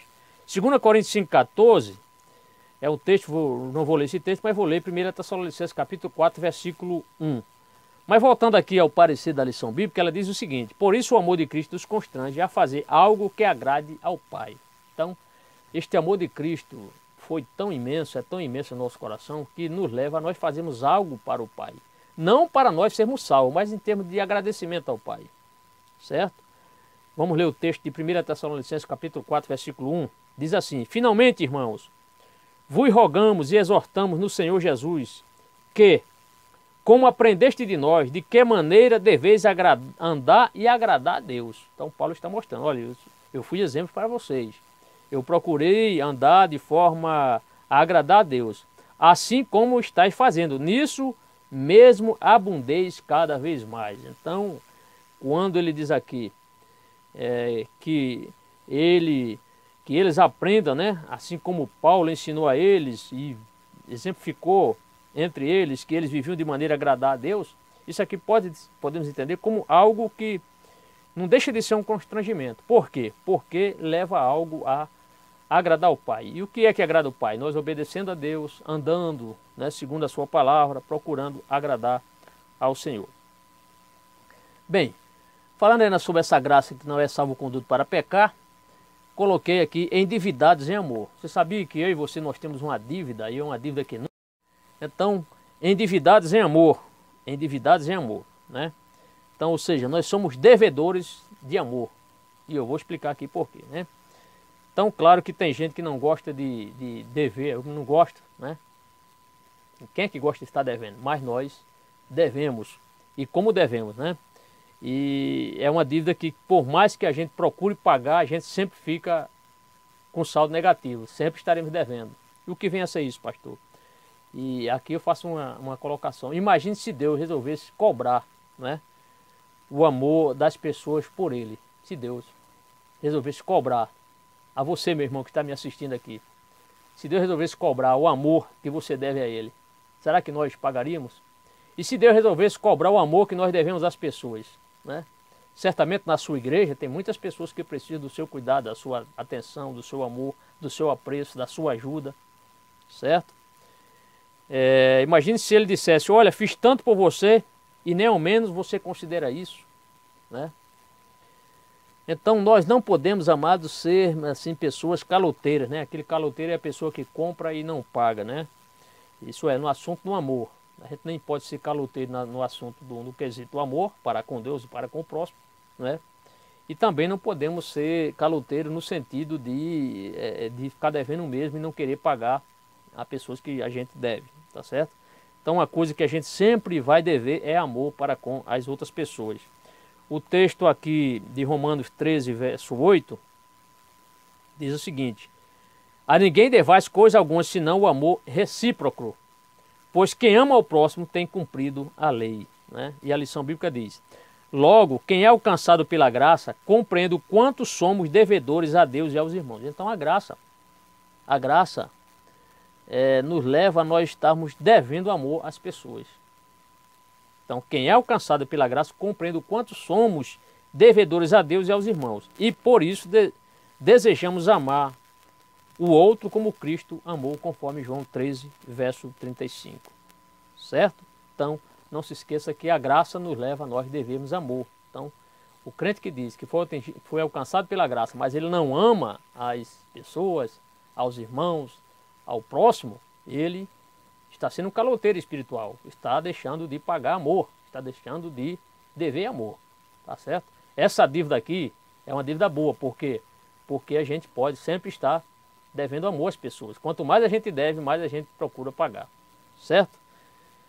Bem, sobre isso ainda, a natureza pecadora morta. Então, podemos assim, até coloquei aqui na lição, nós somos irmãos em Cristo, nós somos defuntos espirituais ao pecado. Não se assuste não, certo? Somos defuntos espirituais. Por quê? Porque nós, como que fomos alcançados pela graça, a gente não deve mais viver na prática do pecado. Estamos mortos mesmo, mortos para a prática do pecado, né? Isso aí, nós veremos aqui um texto que vai falar sobre isso. Então, estamos mortos para as práticas pecaminosas, certo? As pessoas que têm prazer e andam em conluio com o pecado é porque ainda elas não morreram para o pecado. Essas pessoas que frequentemente têm prazer no pecado são pessoas que ainda não foram alcançadas ou ainda não se apropriaram da salvação, né? Não foram alcançados, mas muitas vezes porque não querem, porque o evangelho está sendo pregado aí em muitos lugares. Então as pessoas que têm prazer e andam em conluio com o pecado é porque elas ainda não morreram para o pecado. Isso não está na lição, eu apenas estou citando aqui para os irmãos. Agora, a lição bíblica nesse quesito aqui, sobre a natureza morta do pecado, a lição bíblica consta o seguinte: os que estão sob a liberdade da graça vivem a santidade. Os que estão na liberdade da graça vivem a santidade que reflete a beleza de Cristo. Então, viver em santidade vai refletir o quê? A beleza de Cristo no homem interior, onde este se revela vivo para Deus, mas morto para o pecado. Então, a pessoa que aceita Jesus como seu Salvador, que tem realmente procurado se santificar, ele está refletindo a beleza de Cristo, né? No seu homem interior, onde este se revela vivo para Deus. Então estamos vivos para Deus, mas porém mortos para a prática do pecado. E o texto está aqui em Romanos 6, verso 11, que diz: assim também vós, consideráveis mortos para o pecado, mas vivos para Deus em Cristo Jesus. Então o crente, todo crente verdadeiro, ele está morto para a prática do pecado, porém está vivo para Deus. Isso significa o quê? Que devemos considerar a nossa antiga natureza pecadora, né? E insensível ao pecado. Bem, terminamos aqui, vamos à síntese desse tópico 2. A síntese diz o seguinte, amados: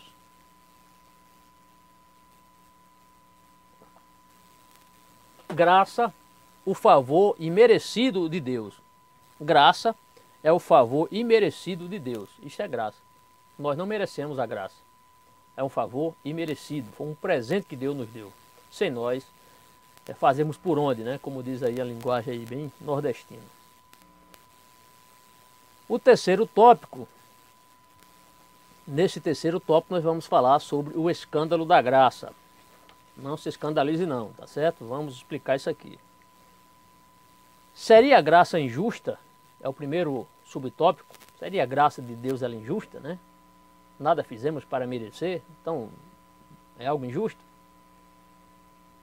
A divina graça incompreendida. Sabia que há muitas más interpretações sobre essa questão da graça? E terceiro e último subtópico, se deixar presentear pela graça. Isto é, se permitir presentear pela graça. Vamos ao nosso primeiro subtópico.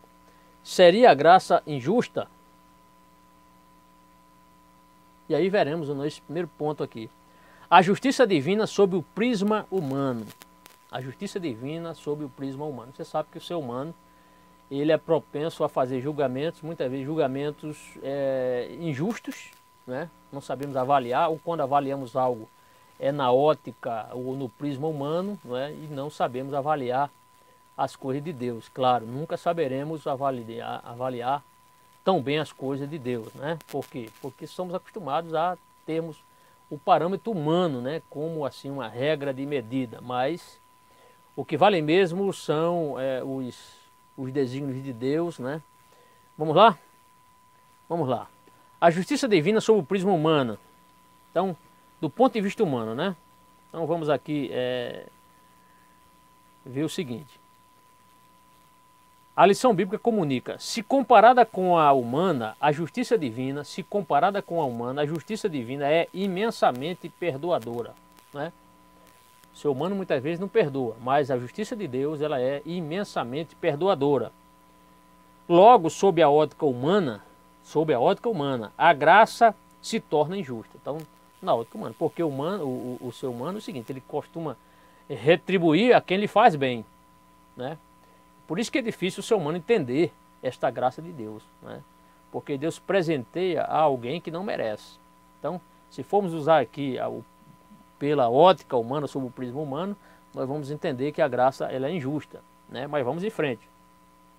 Por esse motivo, a graça é considerada um escândalo, né? Um escândalo. E aqui é um texto de Colossenses 2,14 na lição, e tem outro de Efésios 2,8 e 9. Eu vou ler o Colossenses 2,14. Diz assim: e havendo riscado, veja só o que é que Deus fez por nós. O que foi que Jesus fez por nós? Nós éramos eternamente devedores a Deus, à lei de Deus, né? Nós havia um registro, né?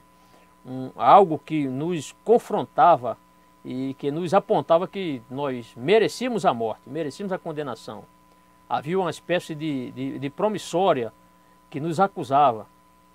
Agora veja o que diz o texto em Colossenses 2,14, esse texto que diz assim: e havendo riscado o escrito de dívida que havia contra nós nas suas ordenanças, o qual nos era contrário, removeu-o do meio de nós, cravando-a na cruz. Então a dívida que nós tínhamos, para que o nosso pecado fosse justificado, Jesus na cruz do Calvário fez isso por nós. É como se ele tivesse rasgado aquela promissória que nos mostrava que nós tínhamos uma conta, e esta conta era uma conta impagável e jamais iríamos pagar diante de Deus.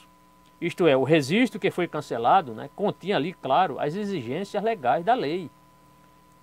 Então, isso aqui está muito claro aqui quando o texto diz riscado o escrito de dívida, né? Porque a lei se opunha a nós, a lei nos acusava, né? E ela queria o quê? Que o pagamento do pecado fosse feito. Qual era o pagamento? A morte, né, do pecador. Então a lei se opunha a nós por suas exigências de pagamento pelo quê? Pelo pecado, pela transgressão do pecado. Então, é claro que ninguém, embora ninguém possa ser salvo meramente guardando o registro, né, as verdades e princípios morais contidos no Antigo Testamento ainda ensinam e nos guiam hoje. Por exemplo, as leis morais, nós precisamos ainda obedecer às leis morais do Senhor. E aqui eu coloquei a excludência da graça e da lei, porque o autor aqui ele vai mencionar aqui algo que tem tudo a ver com o que nós colocamos aqui. Então, a excludência da graça e da lei, isto é essa questão aqui dessa excludência, porque ela separa alguém do convívio, né? Separa alguém do convívio, ou seja, a lei condena o pecador separando ele de Deus, né? E nada fará para salvá-lo. Agora, a graça justifica o pecador, né, que se achega a Cristo. Então, por isso que colocamos a excludência, porque tanto graça como lei são excludentes, né? A lição bíblica profere. Então, creio que ficou bem fácil, né, amados, quanto a essa questão da excludência da graça e da lei. A graça justifica o pecador que se achega a Cristo, e a lei, ela condena o pecador e nada fará para salvá-lo, isto é, porque eram os dois aqui no caso, a graça é excludente e a lei também é excludente, certo? A lição bíblica profere: pelo fato de não haver merecimento por parte do recebedor, o apóstolo enfatiza a impossibilidade de a graça e a lei andarem juntas, pois ambas são excludentes. Então, muito claro aqui o posicionamento do autor, né? Então,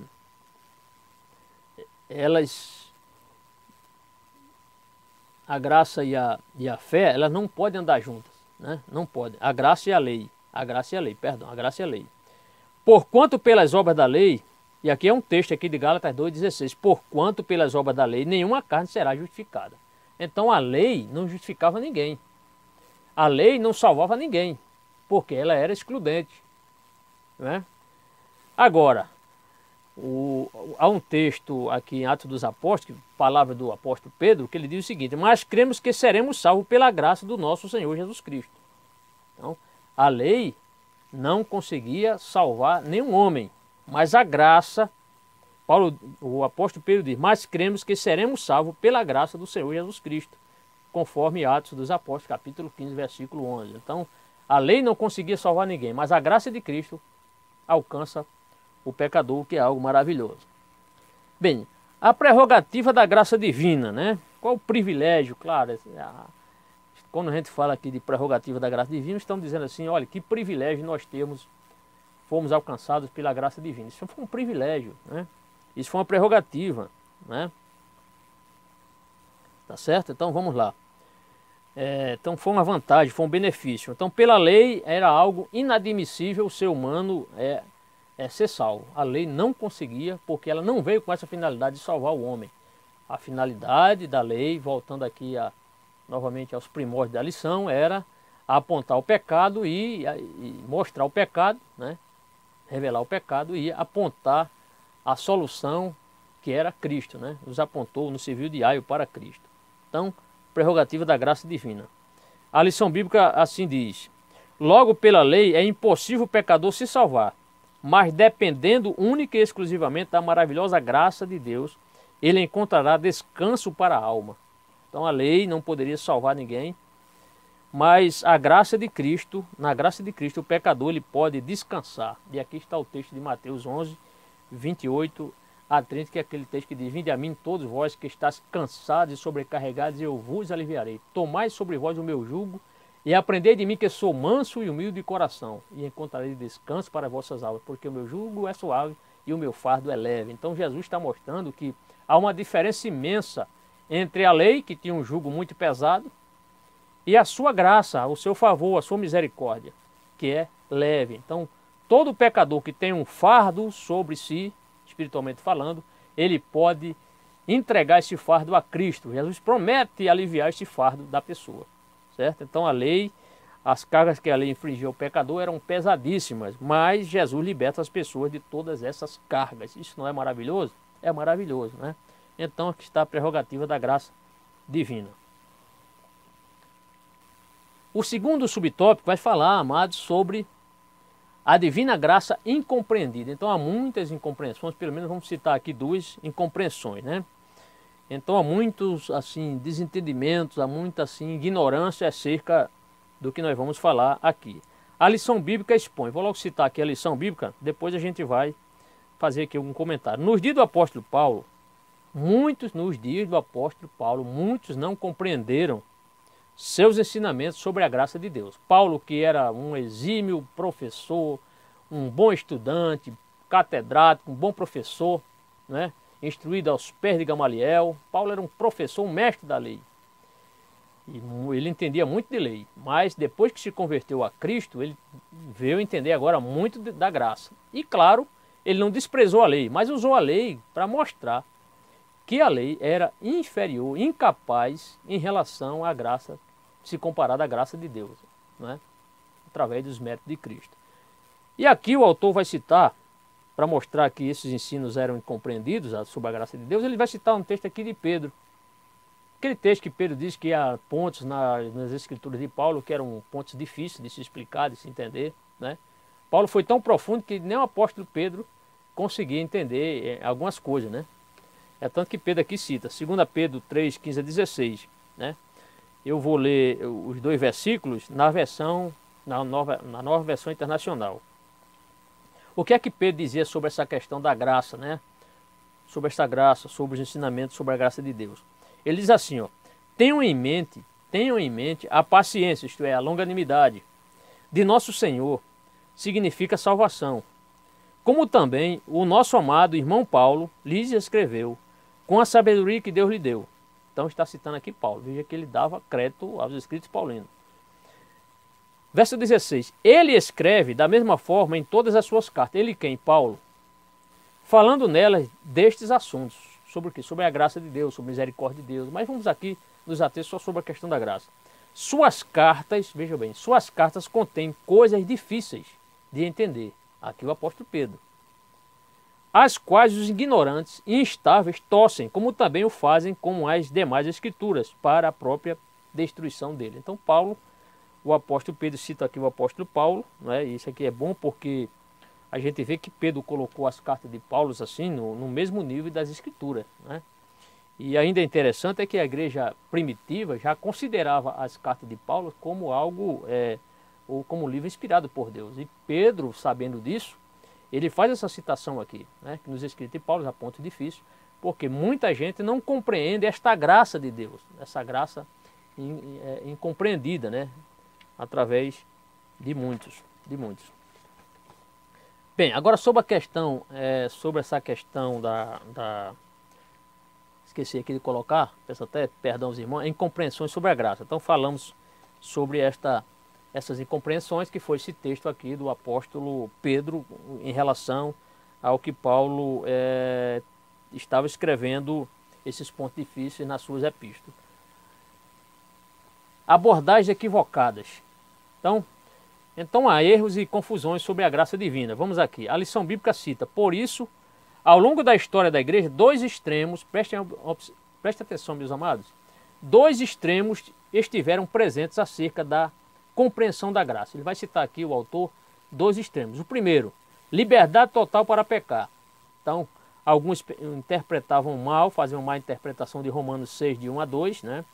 Achando que agora, salvo em Cristo, você teria liberdade para pecar. E o outro ponto aqui sobre essa incompreensão é aqui, diz assim: a impossibilidade de receber tão valioso presente. Então, tantas pessoas alguns achavam que essa liberdade em Cristo era para pecar, como também achavam que essa graça era algo tão valioso, né, que era impossível alguém receber assim sem fazer nada, né? Então, mostrava isso. Eu quero ler aqui um texto, o primeiro de Romanos 6, de 1 a 2, é aquele texto que diz assim: que diremos então? Continuaremos pecando para que a graça aumente? Ora, se quanto mais eu pecar, mais aumenta a graça de Deus, porque muito mais Ele vai me perdoando, isso é motivo para que eu agora dê vazão ao pecado? Lógico que não. E o apóstolo Paulo, ele faz essa pergunta, mas ele já responde negativamente. De maneira nenhuma. Nós, os que morremos para o pecado, como podemos continuar vivendo nele? Certo? Então é aquela questão, graça não é salvo-conduto para pecar. Certo? Então muita gente acha que você, agora que está salvo, você está livre, porque seu nome já está escrito no céu, você agora pode pecar quantas vezes quiser. Não é assim. Não é assim. Jesus, quando aquela mulher foi levada em flagrante adultério, depois de tudo aquilo que aconteceu, Jesus disse para ela: vá e não peques mais. Se Jesus tivesse tudo bem, vá para casa, mas Jesus disse: vá e não peques mais. Então é a questão de não continuar mais pecando. Então a liberdade que Cristo nos dá foi a liberdade da lei. Ele tirou esse encargo da lei sobre nós.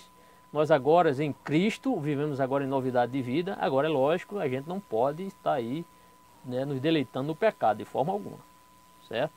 E a questão ainda dessa impossibilidade de receber tão valioso presente da graça, né? Alguém achava: oh, a graça é algo que eu tenho que fazer alguma coisa para Deus me dar, porque um presente desse realmente, aquela questão, né? Aquela frase que as pessoas sempre dizem, né?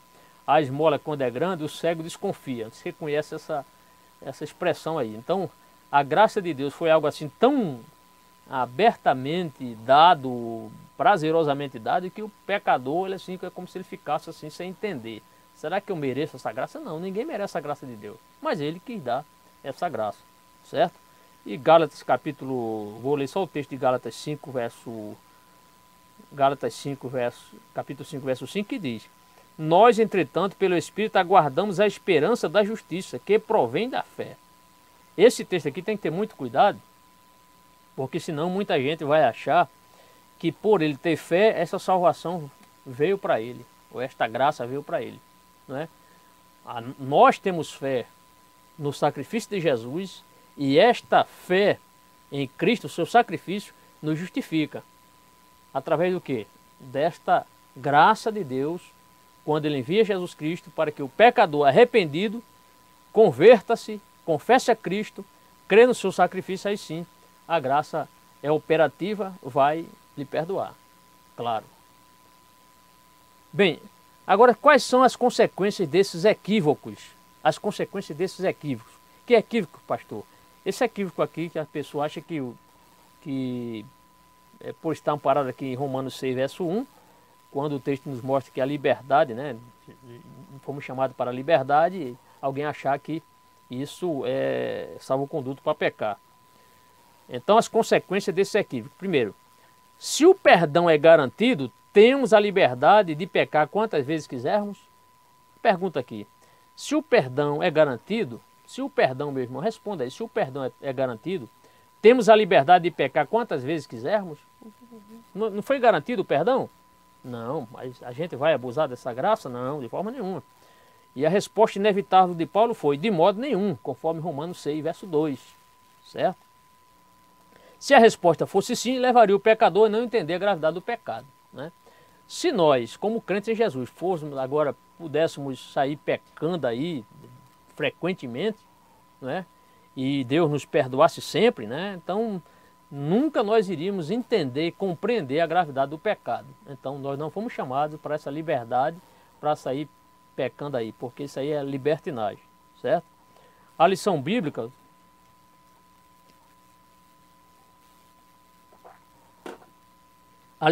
mostra o primeiro, né, que é Romanos 6, de 1 a 2, naturalmente, no caso, leva a pessoa à libertinagem, essa questão de poder pecar, essa liberdade que Cristo deu, as pessoas interpretam mal achando que essa é para pecar, né, essa liberdade para pecar. Então ele diz aqui, o primeiro, naturalmente, leva a pessoa à libertinagem. Então, liberdade para pecar e a pessoa peca, isso é libertinagem, certo? Entretanto, a palavra de Deus mostra que maior castigo sobrevirá sobre os que profanarem o sangue do pacto e ultrajarem o Espírito da graça. Uma pessoa que aceita Jesus e tem prazer no pecado, essa pessoa está ultrajando o sacrifício de Cristo, certo? Ultrajando o Espírito da graça. Hebreus 10, 29 diz assim, de quanto maior castigo cuidai vós, será julgado merecedor aquele que pisar o Filho de Deus e tiver por profano o sangue do pacto, com que foi santificado e ultrajar o Espírito da graça. Então está mostrando aqui que a pessoa que abusa dessa graça, pecando, não se arrependendo, essa pessoa está ultrajando o pacto de sangue de Cristo. Que ele fez aonde, pastor? Na cruz do Calvário. Tá certo? Por quê? Porque o sacrifício de Cristo ele está intimamente ligado ao quê? Ao Espírito Santo. Está intimamente ligado. A lição bíblica alude. O segundo extremo, que é Gálatas 5:5, que é aquele texto que diz, nós, entretanto, pelo Espírito aguardamos a esperança da justiça, que provém da fé. Aí ele diz, o segundo extremo, Gálatas 5:5, se refere ao perigo do legalismo, né? Que a pessoa diz, não, eu vou procurar sempre fazer boas obras, porque através dos meus méritos pessoais eu vou conquistar boas posições diante de Deus. Então ele diz aqui, o segundo extremo se refere ao perigo do legalismo. A ideia de que para ser salvo por Deus é preciso dar algo em troca. Muita gente achando aí que a salvação, não há salvação fora da caridade, né? Como os espíritas, eles ensinam isso aí. Não há salvação fora da caridade. Ou fora da caridade não há salvação. Isso aí é balela. Isso não é verdade. Agora, todo crente salvo deve fazer boas obras. Não é? Então, tal atitude pode levar o crente ao orgulho espiritual. Então, a questão do legalismo é a questão do orgulho espiritual, né? E aqui ele cita Efésios 2, 8 e 10. E gerar toda sorte de comportamentos hipócritas, conforme Mateus 23, 23, como foi a questão dos religiosos da época de Jesus. Eles eram dizimistas fiéis, né? Davam missa até do cominho, do endo, da hortelã, eram fiéis dizimistas, né? Então Jesus foi muito contundente com a hipocrisia deles. Porque eles eram extremamente orgulhosos, né? Dizimavam ali, se achavam importantes diante de Deus. Mas muitas vezes a gente pode ser muito preciso e fiéis, né? Quanto à questão dos 10% do dinheiro na obra de Deus, mas recusar-nos a dedicar minutos de tempo para ajudar outras pessoas. Era isso. Os judeus estavam mais dispostos a cumprir ipsiliteris toda a lei, mas não na questão de ajudar o próximo. Olha, Jesus curou pessoas dentro da sinagoga, estire a mão, eles diziam, o Senhor não é de Deus porque no dia de sábado, imagine só porque Jesus, pelo ato de Jesus, curar uma pessoa. Então eram extremamente legalistas e isso Jesus foi muito contundente, bateu forte na questão de rechaçar essa hipocrisia dos religiosos. Então que a igreja do Senhor, que eu e você, não sejamos pessoas assim. Tá certo? Imagine se para você ser salvo você precisasse dar algo em troca a Deus, né? Então a graça seria incompleta. Então, se eu fizesse alguma coisa para agradar a Deus, para obter a salvação, então a graça de Deus seria incompleta. E ela não é incompleta, né? Então lembre-se que Jesus foi muito contundente com a questão da hipocrisia dos religiosos. Meus amados irmãos, então saindo desse ponto aqui, vamos ao terceiro. Se deixar presentear pela graça, né? Se deixar presentear pela graça. É isso que o pecador, a graça de Deus foi um presente tão maravilhoso que às vezes fica sem entender, né? Mas o que foi que eu fiz para Deus olhar para mim assim? Eu fui uma pessoa tão ruim, já matei, já roubei, já fiz tanta coisa errada, né? Mas é a graça de Deus, amados. Isso é a graça de Deus. Às vezes a gente olha para um homicida, a gente não quer que ele fique lá na cadeia até, né, ele morrer ali na cadeia. Mas às vezes, isso é o nosso prisma humano. Mas às vezes Deus que sonda o coração, muitas vezes esse pecador se arrepende e confessa Jesus como Salvador, né? Então essa pessoa deve ter o mesmo tratamento, a mesma aceitação para Deus. Esse ato dele em aceitar Jesus, essa alma tem o mesmo valor que custou a minha alma, a sua alma também. Por quê? Porque foi a graça de Deus que alcançou. Jesus disse que os bons não precisam de médico, que sim os doentes. Há alguma solução melhor para um pecador do que Cristo, né? Quem está doente precisa de um médico, precisa de um remédio, precisa de tratamento. O pecador é assim, ele está doente, ferido, na alma, no espírito, no corpo também, e ele precisa ser tratado. Só Jesus consegue tratar, não há psicólogo, ninguém pode tratar tão bem o paciente espiritual como o Senhor Jesus Cristo. Bem, a salvação, coloquei aqui, a salvação não é mérito pessoal. Primeira coisa aqui queria dizer, né? Já dizemos isso. Então ninguém faz jus à salvação, ninguém faz jus. Não é por talento, não é por competência, não é por merecimento, ninguém consegue obter a salvação por mérito pessoal. A lição bíblica relata: humanamente é impossível ao crente, alcançado pela graça, retribuir a Deus tão grande salvação. Por mais que você seja crente, faça coisa para Deus, não dá para retribuir assim, né, a altura do que Deus fez por nós. Se fosse possível, já não seria graça ou favor imerecido, mas mérito pessoal. Certo? Você entendeu isso aí? Então, se eu pudesse alcançar, né, eu já que sou alcançado pela graça, pudesse retribuir a Deus tão grande salvação, se fosse possível, já não seria graça, nem favor imerecido, mas mérito pessoal, que tiraria de Deus a autoria divina da salvação, né? Como dizia o salmista, né? Que darei ao Senhor por todos os benefícios que me tem feito, né? O que é que a gente pode fazer? O que a gente pode fazer é só agradecer a Deus. A atitude do pecador hoje, se ele quer realmente fazer algo para Deus, é agradecer. Só agradecer, é louvar, exaltar a Deus, adorar a Deus, propagar o Evangelho, falar de Jesus para outras pessoas, porque nada, boas obras não vão lhe salvar, certo? Dar cestas básicas aos pobres não vão lhe garantir um lugar no céu. O que vai lhe garantir um lugar no céu é você, que é um pecador, aceitar Jesus como seu único e suficiente Salvador e procurar ser fiel a Ele, ser fiel a Deus. Prossigamos. Bem, méritos somente de Cristo, né? Os méritos.